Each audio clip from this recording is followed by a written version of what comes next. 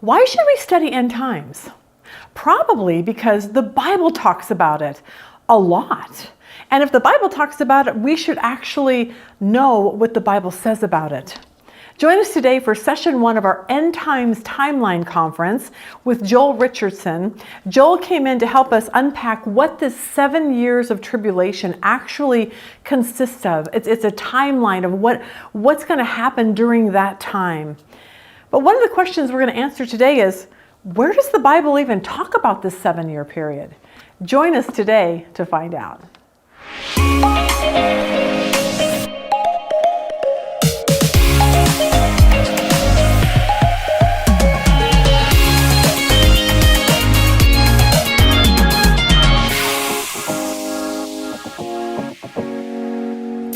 All right, good evening. Welcome to our End Times Timeline Conference. We are super excited everyone's here.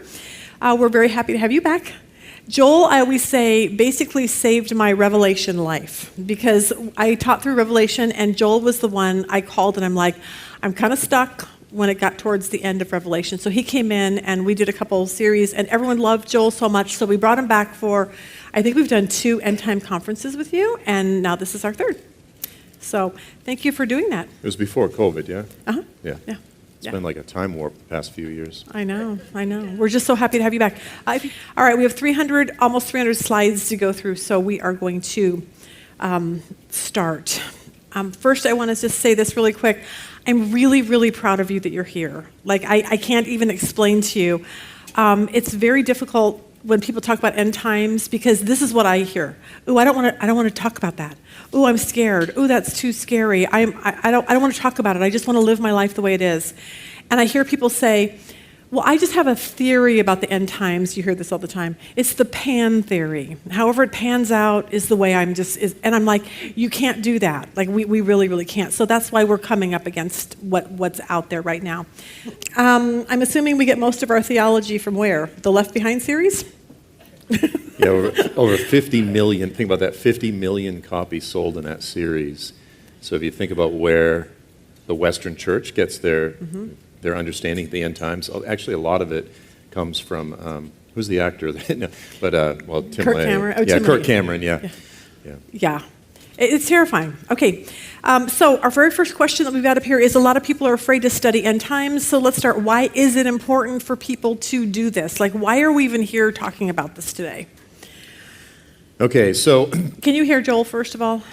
Yeah. Yes, back there. So I would say, one, it's almost good to probably start with why a lot of people don't study the end times. So, I mean, obviously, if you just pay attention to, I'm just going to say a lot of the guys on YouTube and so forth that talk about the end times, from the outside, a lot of it can be pretty bizarre. A lot of extra-biblical, kind of an intermixture of the Bible with conspiracy theories, with all sorts of different things.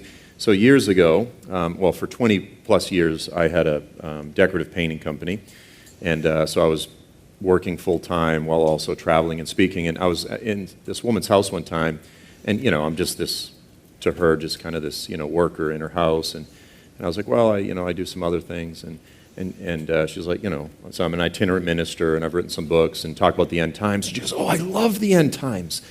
She goes, I love that stuff. I love, like science fiction and the end times. And I was just like, no. Like, what the Bible says about the last days, about ultimate things, is not science fiction. These are not the same things. But if you look at the way these things are discussed, it often comes across that way. So let me just start with this. So you've got 1,817 prophecies in the Bible that are found in 8,352 verses, total of a little over 31,000 verses in the Bible, okay, which means that over 25% of the Bible is prophecy. Okay, so when we don't study biblical prophecy because we go, that stuff's weird or that stuff's scary, we're literally neglecting a quarter of the Bible. So that's just sort of a good sort of statistical framework to go, yeah, we probably do want to pay attention to these things. Now, that said, in terms of the way that it's weird, Jesus frames the end times this way. He says you have the birth pains. These are the events that precede the coming of Jesus, the things that come before his return. And then you have the return of Jesus. And then you have the age to come, the glories to follow. Now, a lot of the conferences and people that talk about the end times, it's like 90% of what they're talking about are the birth pains.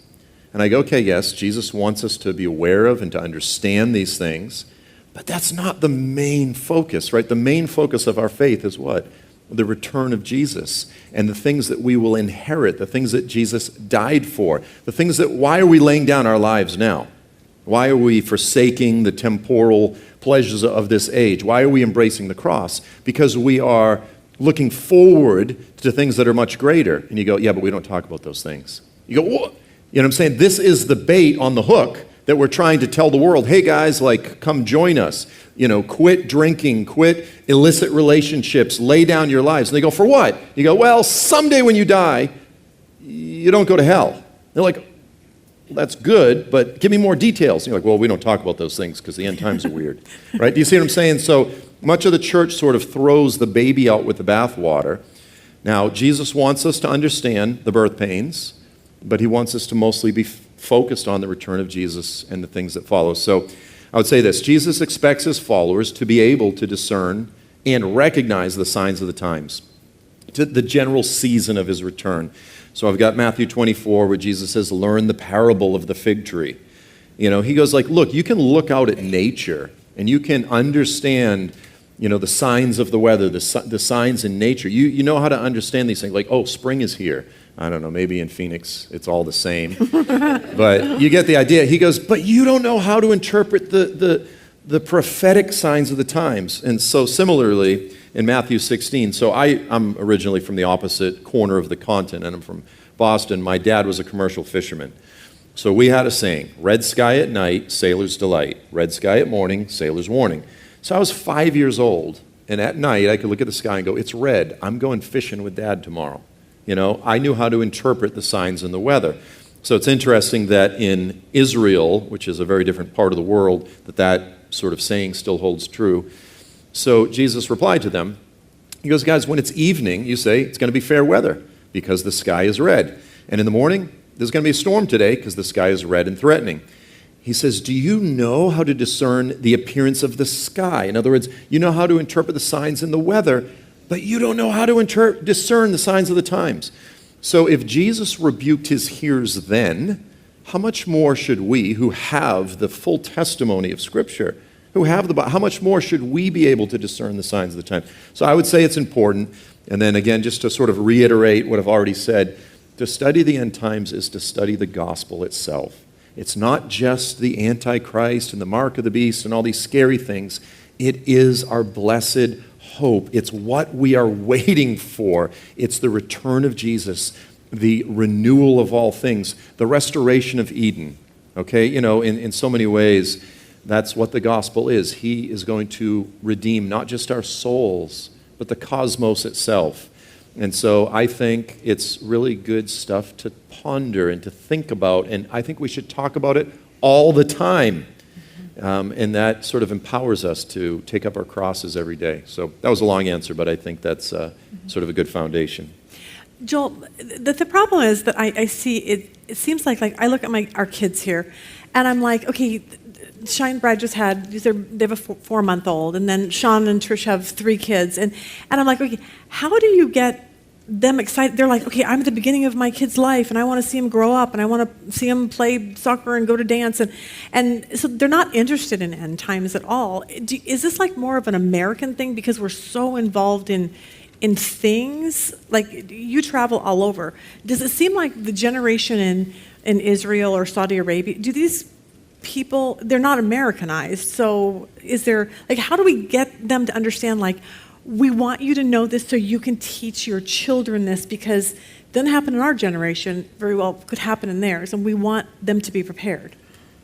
Yeah, I mean, look, it's natural for a young mother, right, not to want to talk about the mark of the beast and the Antichrist and getting beheaded, right? Like, that's pretty normal. It's not, I would say it's not an American thing. It's kind of a universal thing. But by the same token, you're going to have to raise your children who are going to be discipled by YouTube, And, I've got 3 Christian friends that we had kids together, we grew up in church, and their children are now transgender. It's a perverse, wicked age. From a biblical perspective, again, just to be clear, the end times is not the end of the world. It's the end of this current, wicked, broken, corrupt, perverse system. It's the renewal of the planet. It's the end of corrupt politicians. It's the end of election seasons. It's the end of sickness. It's the end of premature drug overdoses. It's the end of death. It's the end of these things and the restoration of Eden. So when you frame it that way, it's not all about just, again, the events that precede the coming of Jesus, all the scary stuff. Then I can get excited about that. Paul the Apostle says all of creation is groaning. And so in a lot of ways, I think one of the biggest things the American church needs is to recover that groan that says, hey, there's plenty of beauty and wonder in this age. God created it, but it's also broken. Things aren't supposed to be this way. And to recover that thing that says, I'm so tired of the way things are, and I yearn for the way things were designed to be. Again, back in Eden when God dwelled with men in unbroken fellowship. So when you frame it that way, when you frame it as the way Jesus framed it, is birth pains birth. Because if the husband comes home from work and he's like, honey, I can't wait. 2 more weeks and the birth pains will be here. The wife's just going to be like, what is wrong with you? It's not all about the birth pains, but unfortunately, birth pains come before birth. We're all excited about the birth.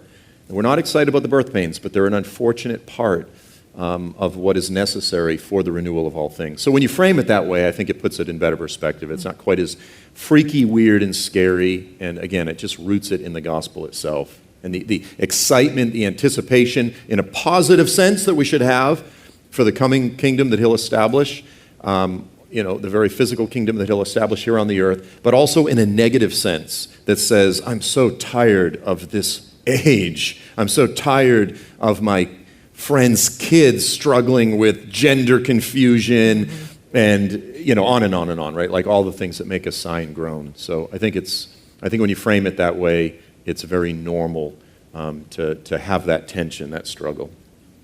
Perfect. Okay, you have that. Yeah, so we're going to throw in timelines because it's called the End Times Timeline Conference. And so you can just kind of look at that. You can see it Jesus died on the cross in order that we can inherit something. And you could say that we begin to inherit it now, but really the inheritance is after he returns. It's the resurrection. That's what we're looking for, the renewal of all things. As it says multiple times in the New Testament, whether Jesus or Peter, as soon as the Holy Spirit's poured out, he talks about the restoration of all things of which all the prophets have spoken. So that's what we're looking forward to. That is our inheritance. That's why he ultimately died on the cross. So when we frame it that way, again, it's a very gospel-centric framework. Mm-hmm. Perfect. Okay, next. Oh, I never know who's doing it. 2. We've heard of a final 7-year period, often called the 7 years of tribulation. What scriptures speak about these 7 years? So where does this even come from? Sure. So then Jesus, this is what's called intertextuality, which is to say these guys understood each other, they studied each other. Gabriel, the book of Daniel, was familiar with Isaiah and Jeremiah. Jesus was familiar with all of them, and he was expounding upon what had already been made clear by the prophets. So as he's sitting on the Mount of Olives, his disciples say, tell us about these things. Tell us about the end times. Tell us about your coming. And so he gives what's called the Olivet Discourse, because it's on the Mount of Olives. It's just Jesus' sermon on the end times. Okay, so skipping forward in verse 15 and 21, Jesus says this, when you see something called the abomination that causes desolation, and he says that was spoken of by Daniel the prophet. We're going to talk more about this. So again, he's alluding directly back to Daniel. He says, then let those who are in Judea flee to the mountains. Get out of Judea, leave Jerusalem. Whoever's in the housetop, don't go back, grab your iPad, your iPhone, just get out. For then there will be a great tribulation. And he almost directly quotes Gabriel, such as has not occurred since the beginning of the world until now, nor ever will be. Jesus uses the phrase great tribulation, but he's drawing from the language of the great day of the Lord, the time of distress, the time of Jacob's distress. Okay, so now we understand where the concept of the great tribulation comes from and really what it means to those who are biblically literate, right, who understand Isaiah and Jeremiah and so forth. You can see here how Jesus is almost directly quoting Gabriel. In Daniel 12, we saw how Gabriel is directly alluding to Isaiah and Jeremiah. And so here's another timeline. It's real simple. The Great Tribulation, the time of distress, is likened to the travails of labor, which leads to the resurrection of the dead. The analogy is that's the birth, which leads to the age of redemption. Okay, so it's actually, initially it can be a little bit complicated and so forth, but the basic storyline, the basic timeline is actually fairly straightforward and pretty simple. So from there, once we get that piece of it, then we go to the question 3, like where does the Bible specifically say that this is going to last 7 years? Because we keep hearing the 7 years of tribulation. So where does it say that? Yeah, so actually I'll buzz through this one much quicker.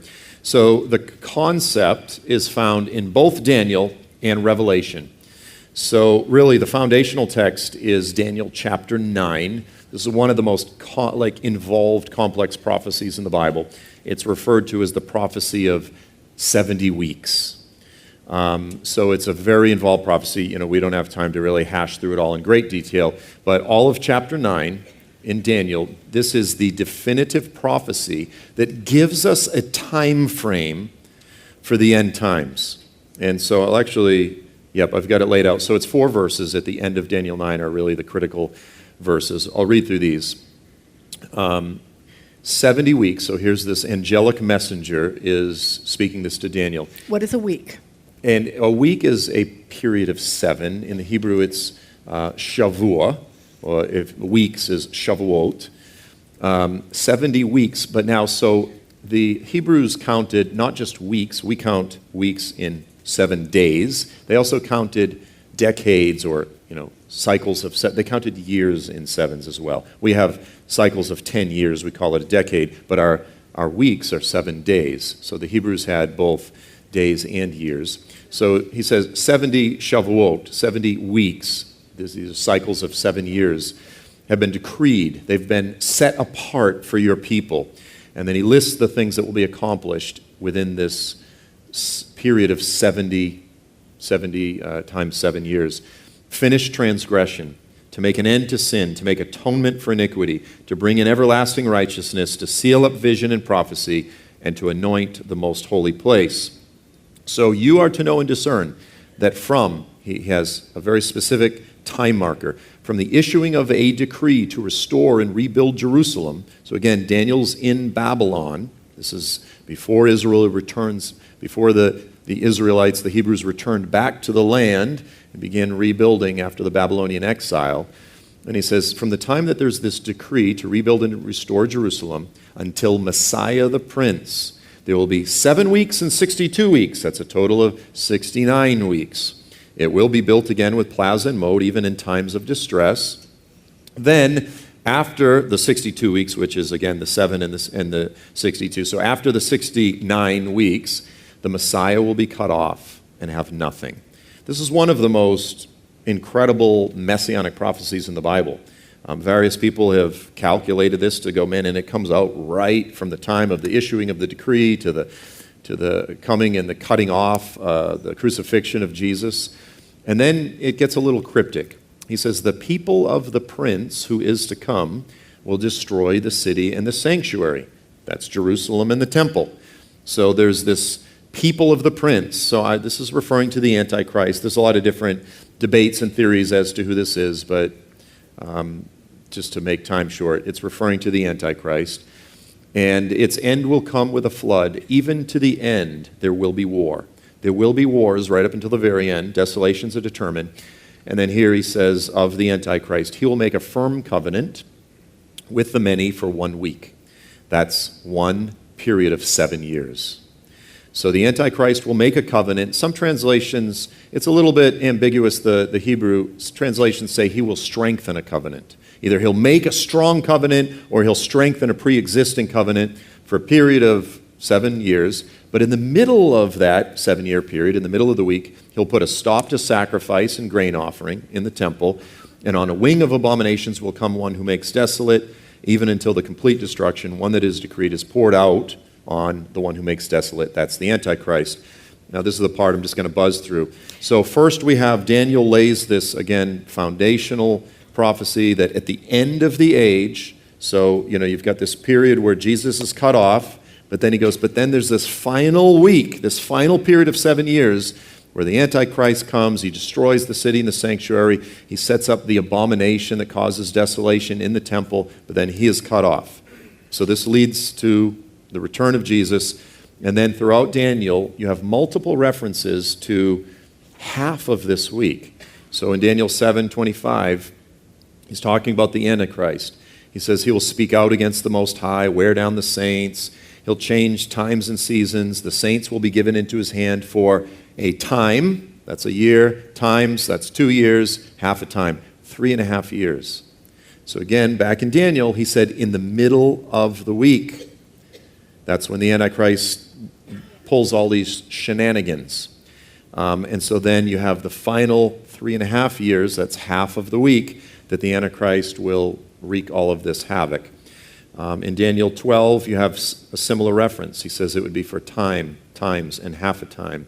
Daniel 12, you have references to roughly 3.5 years, 1,290 days. You've got another time, an extra, 45 days, 1,335 days. Revelation 11 speaks of 1,260 days. Again, Daniel uses 360-day years. We have 365-day years. They add an intercalary month every now and then. That's kind of technical. But so 1,260 days, that's 3.5 years. Revelation 12:2, he says 42 months. Again, that's 3.5 years. Revelation 12:14, for a time, times, and half a time. So these are all eschatological end-time references, multiple different ways. They talk 1,260 days, times, and half a time, 42 months, all sorts of different ways. They highlight this period of 3.5 years.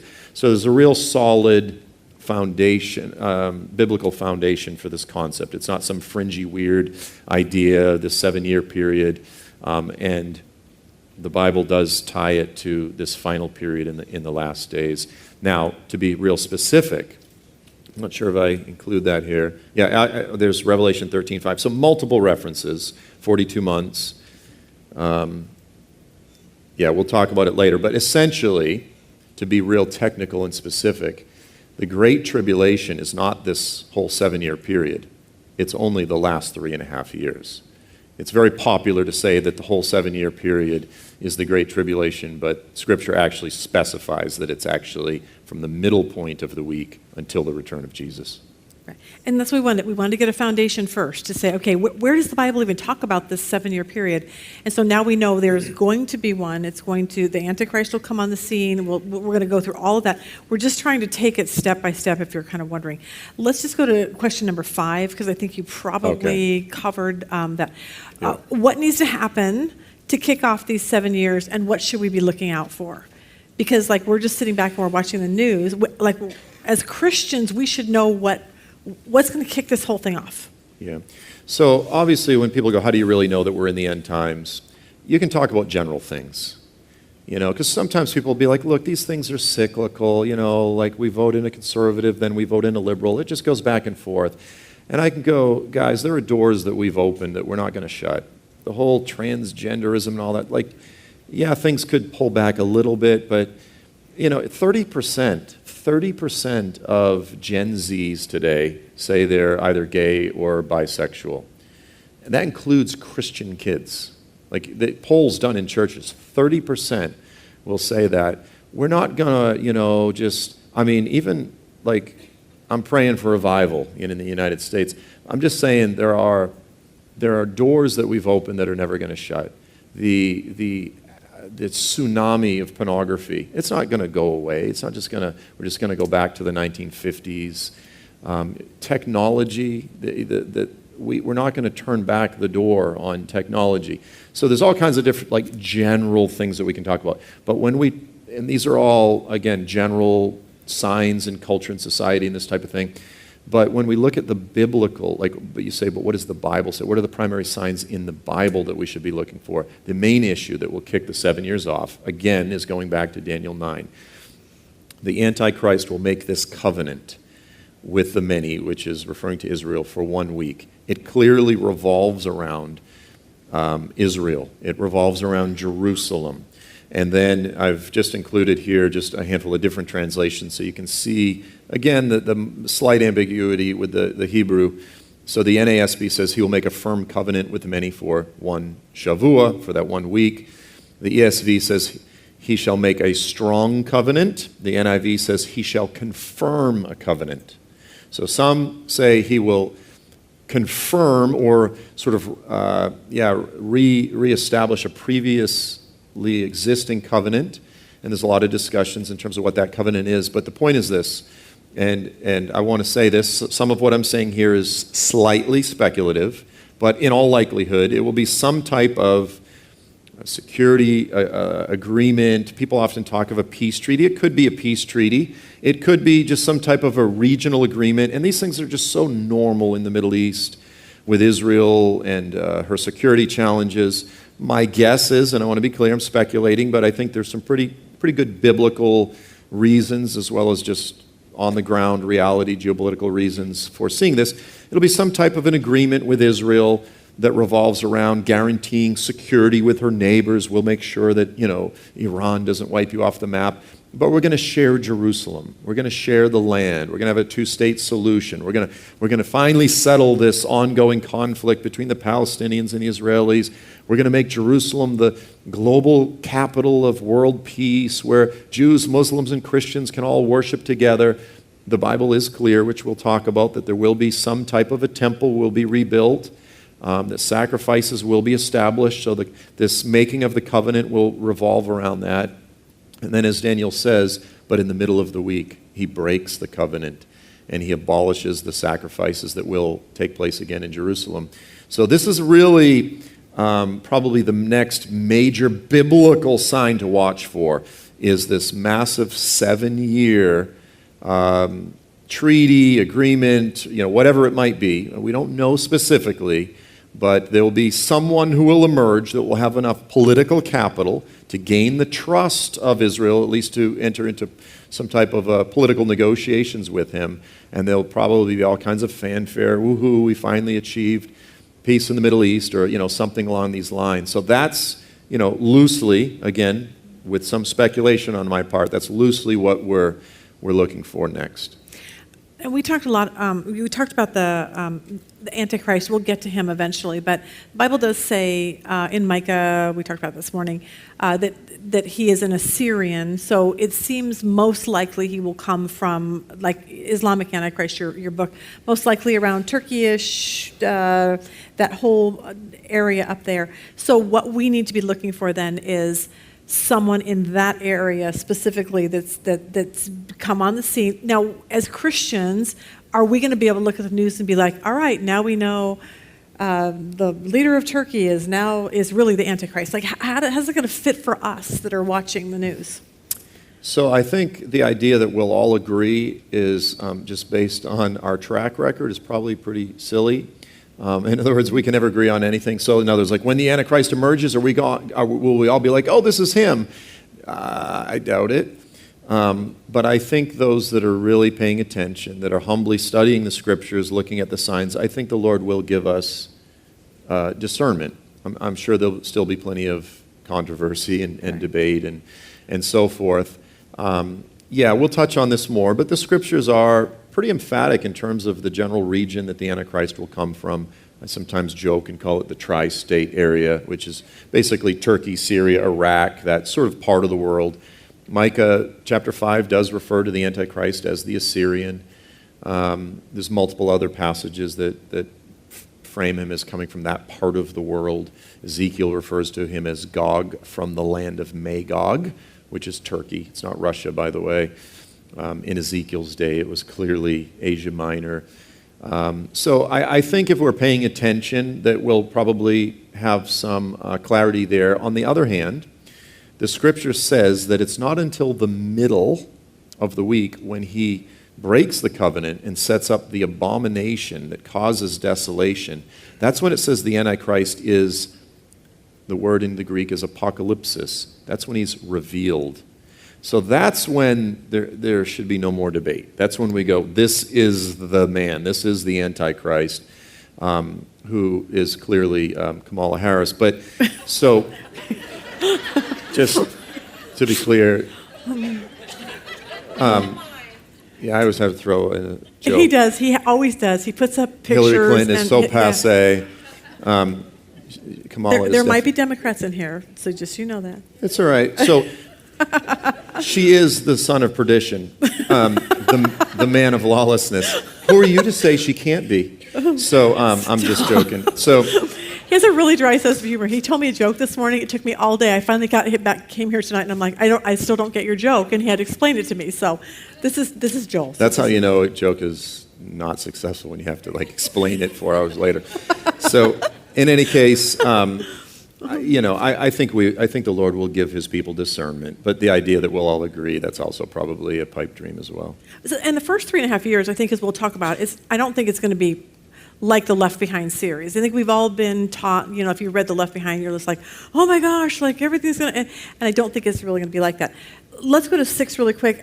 So the Bible does say, it seems to be, that a new temple needs to be built. So should we be looking out for that? Today in the news, the Palestinians are now letting us build talk.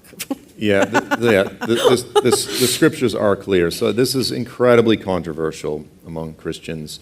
The scriptures are clear. There will be a temple rebuilt. Now, it could be something as simple as a tent. It could be something that just gets whipped up overnight. It could be a full-blown brick and mortar structure. And certainly a lot of the Orthodox Jews in Israel they're pushing for that every day. Vast majority of the secular Israelis really could care less, but in fact, I guess Netanyahu just took over and we have a bit more of a religious government. But those that are a bit more religious definitely want this. But the scriptures are also clear that this will happen. So, first of all, the Bible is clear that sacrifices will be reestablished in the temple in Jerusalem. This is the single most definitive, emphasized sign in all of the Bible to watch out for, is the abomination that causes desolation, the ceasing of offerings in the temple in Jerusalem. This is not spiritual, it's not mystical, it is literal. And really, there's no way, you would have to be a Gnostic, just hyper-spiritual mystic to try to make this anything other than literal. So Daniel, again, lays the foundation for this idea, and for the concept of the abomination that causes desolation and the ceasing of offerings. You have 4 references in the book of Daniel where these 2 phrases or something similar to it is reiterated. Joel, why do they want to sacrifice again? We're talking Jews, so why would they want to start that? Because this is, for the religious Jews, their understanding is that they have a covenant with God. That's the Mosaic covenant that God made with Israel. It's a betrothal ceremony. It's a betrothal covenant that God made with Israel at Mount Sinai. And their faithfulness is contingent on obeying this. And without a temple, a high percentage of Torah can't be obeyed. So, of course, they want to be obedient to God. They want to be obedient to the covenant. If the covenant lays out what's called the curses and the blessings. God says, if you obey me, here's what's going to happen. You'll be blessed.